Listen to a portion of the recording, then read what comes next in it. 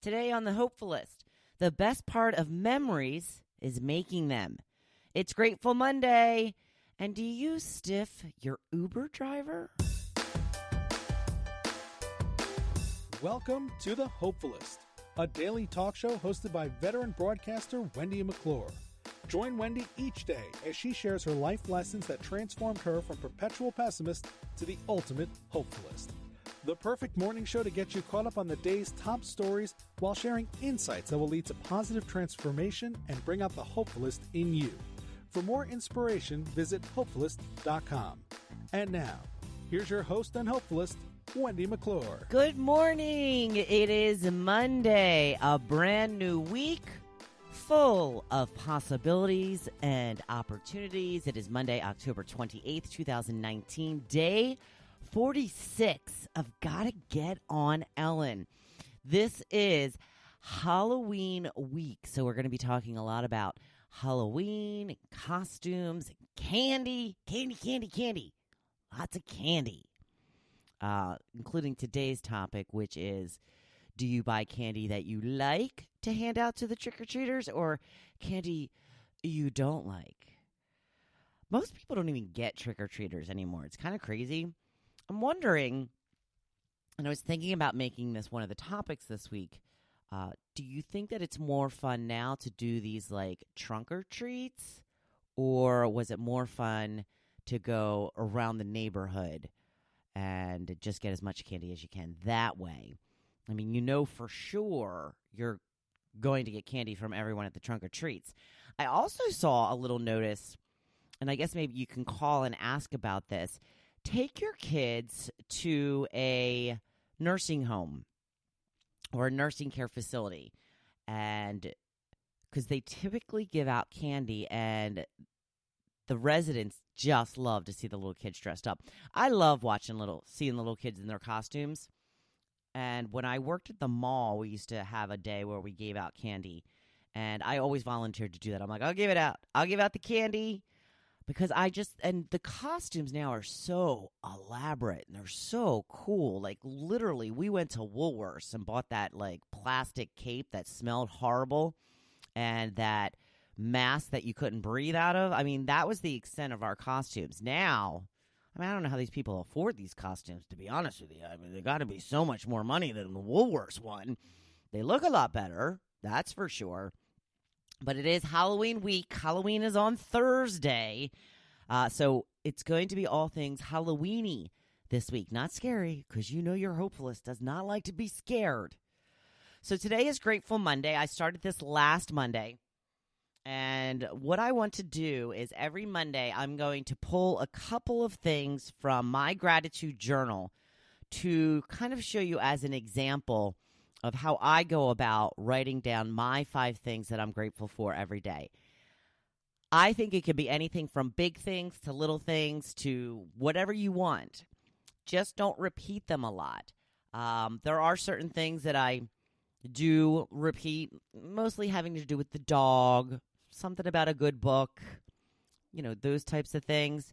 But don't write down the same 5 things every day. I'm grateful for my house. I'm grateful for my spouse. I'm grateful for my kids. No, you want to look for things throughout the day to be grateful for. So here is a couple of mine from last week.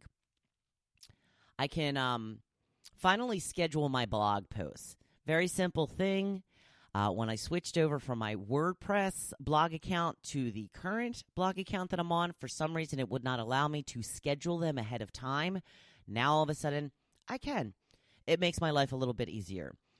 My friend Lori mentioned on the Hopefulist page last week that she started a gratitude journal at my suggestion. That makes me ecstatically happy. Snuggling under the blanket on the couch on a cool morning. It was nice and comfortable.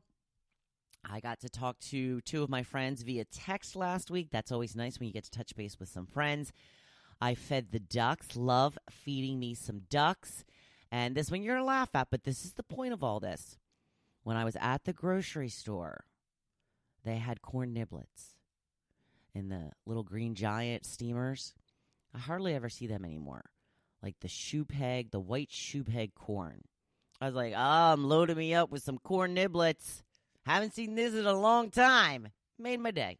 A little bit made my day. So I was grateful for them, so I wrote them down. That's the way this works. And then when you look back at them, like, and this is kind of a cool exercise for me as well, because now I'm going back through the week before to try and pick out some good ones to share with you.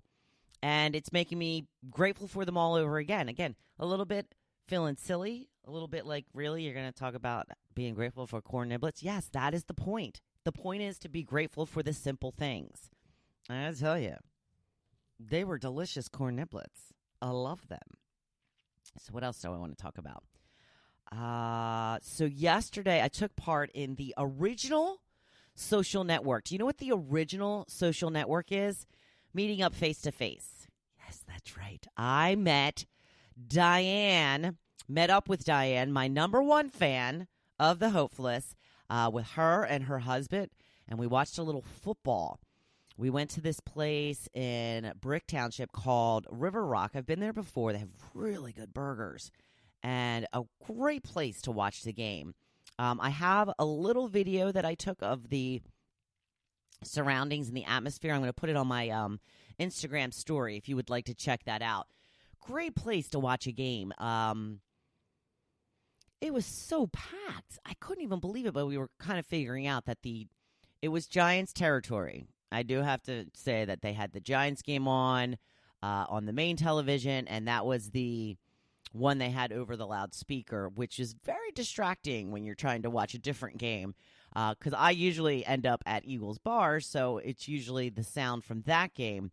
So I had complained to Joe about that. He's like, yeah, tell me about it, because most of the time he has to listen to the Eagles game, because that's usually the places that we go. So this was definitely a Giants bar. There was a couple of Eagles fans here and there. There was a couple of Jets fans, and they were all playing at 1 o'clock. So we got there about 12:30. Packed. So good time, great time. But, yeah, I think that I stole this original social network from a Miller Lite commercial. And I actually think that's brilliant. Whoever was in charge of that advertising campaign, I thought was great, because they were saying that the original social network, something about the people being more important than your followers, and they show like a whole bunch of people standing outside a window of a bar staring at like a group of like 4 people just having a Miller Lite, of course, and chit-chatting and having a great night. Speaking of commercials, I have to talk about my new favorite commercial. Not even sure what it's for. AT&T, Sprint, something like that. I don't know, but I have been mocking this commercial and mimicking this commercial all weekend, and I just can't get it right because I am horrible at British accents. But have you seen the commercial with Gordon Ramsay? It looks like he's at like a Costco or a BJ's or something, and he's handing out samples, and this couple comes up, and the guy's like, what are you doing here? He's like, going on his little spiel about what he's doing. And the guy goes to grab one of the samples, and Gordon Ramsay, of course, yells at him because that's his thing. He yells at people, and he's like, what do you think this is, a buffet? Use the cocktail stick. So then his girlfriend all of a sudden just develops a British accent and yells at it, and she's like, use the cocktail stick. It cracks me up every time I see it. I just think it is so funny the way she just, morphs into this British person and starts, jumping on Gordon's bandwagon and starts yelling at her boyfriend or husband or whatever he is. It's so funny. If you haven't seen that commercial yet, keep an eye out for it. I have seen it a number of times, so I know that they're showing it, all day parts. So that was a pretty funny one. And the other thing I wanted to tell you about today was I saw a survey this morning that 2/3 of people do not tip their Uber driver. I almost always tip my Uber driver. There have been a number of times that I think that Uber makes it sometimes very difficult for you to tip. And I actually spoke to one of the drivers about this before, and he had told me that he had never heard anybody complain about my complaint, where when at the end of the trip, and most of the time I won't tip until the next day, because I just am not thinking about it. That's the good thing about Uber for the passengers is you don't really have to worry about it. You don't have to find your money. You don't have to worry about getting money out for a tip, blah, blah, blah. But that's probably why these poor drivers are not getting tipped, because you don't have that shame that you would have if you were leaving a taxi and not leaving a tip. If you were leaving a taxi and not handing the guy a tip, you would be embarrassed. You would be basically snubbing him right to his face. This way you can do it behind closed doors, because some people tip cash to their Uber drivers, but I think predominantly people go back and do it later through the app. And that's what I was trying to say is there have been times, often, when I go back to try and tip, and when I'm going through the process, it just takes me back to the actual app, and then it asks me where I would like to go, as if I'm looking for a ride, which is not the case. So there have been times that I haven't tipped that way, just for the fact that I couldn't figure out how. I just couldn't figure out what I was doing wrong. Did it like 3 times, kept taking me to the same thing. So something's going on. Either I'm doing something wrong or they're making it too hard. But I think that the main reason is, like I said, you don't have that shame factor. You are, walking away from them without tipping them in that moment as intended. And then if you're like me and you don't get back to it until like a day or two later, then you're like, it's like a day or two later. Well, might as well not tip now. And you don't care as much. It's just, part of the process of it, I guess. I'm not saying it's right. I'm saying I know how people will fall victim to it, though. I have talked to a number of Uber drivers, and they say that they predominantly do not get tipped. I don't know. Kind of sad. But what are you going to do? I guess you got to take that in consideration, and maybe just put something up in your car, like, give me 5 stars or something like that, something that will urge them to go back and revisit their whole trip. Did you know, speaking of, that the drivers also rate the passengers? I didn't know that until recently. So, when you get the opportunity at the end of the ride to rate your driver, they also rate you, which I'm sure that everybody puts down that I am a complete and utter delight, because I just talk nonstop to my Uber drivers, much to their dismay. No, most of them are pretty chatty. Most of them are very nice. I've gotten a couple that I'm like, and then there's a couple that don't like talk at all. If you try to talk to them, they're like, I'm like, okay, well, we'll just get where we're going, and then we'll see you later. You have yourself a good time. So I'm going to move on to the topic now. Like I said, it's all Halloween-y this week. And let's see.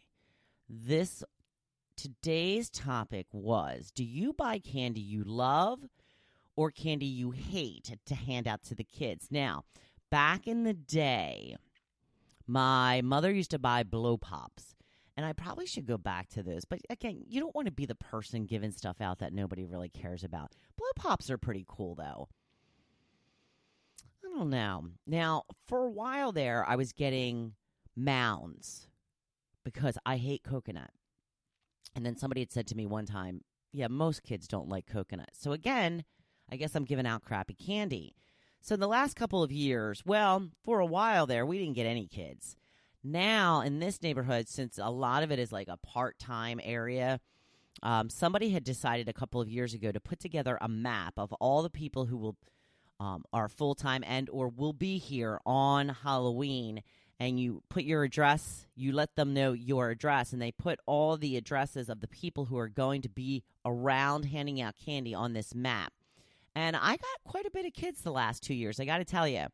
So we typically, last year I remember Joe got the candy for me. He got Reese's Peanut Butter Cups and Kit Kats, my 2 absolute favorites, and I was very angry. I'm like, how dare you get my favorite candy? This year, we have started getting, and I'm pretty good with candy. I can resist candy. If it's in my cabinet, I can sneak a little piece here and there, but I don't go crazy over it for the most part.